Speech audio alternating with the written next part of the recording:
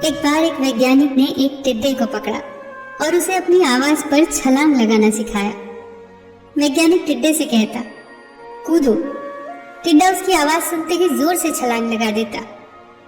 अब वो वैज्ञानिक था तो प्रयोग करना तो बनता ही था। उन्होंने टिड्डे के छलांग पर प्रयोग किया। वैज्ञानिक ने उसकी एक टांग तोड़ दी और फिर बोला, कूदो।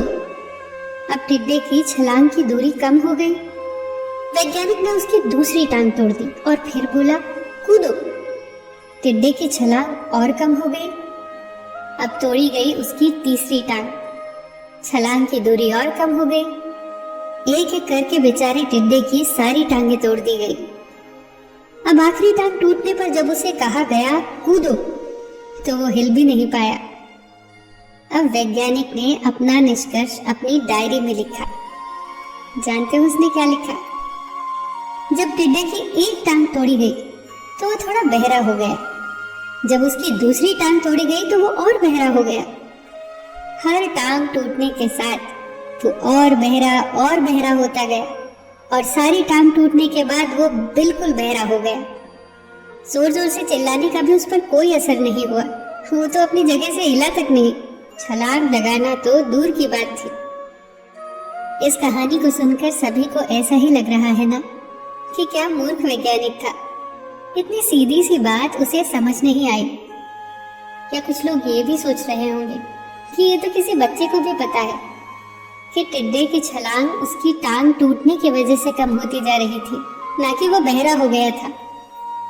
पर दोस्तों, हम सभी जीवन में कई बार ऐसे ही मूर्ख बन जाते हैं।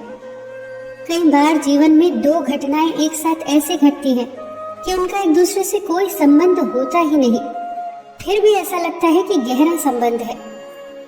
कभी कभी दिखता कुछ और है, हमें समझ कुछ और आता है और वास्तव में होता कुछ और है। इसीलिए अगर पछताना नहीं है तो जीवन में जल्दबाजी में कोई निर्णय न ले। हमेशा समझबूझ का इस्तेमाल करें, सावधानी बरतें, नतीजे सोच विचार कर ही निकालें। दोस्तों, आपको ये छोटी छोटी कहानियाँ और उनकी सीख कैसी लग रही है, हमें कमेंट सेक्शन में ज़रूर बताइएगा। आप अपने सुझाव भी लिखिए जिससे हम और बेहतर करने की कोशिश करें। फिर मिलेंगे दोस्तों अगली वीडियो के साथ।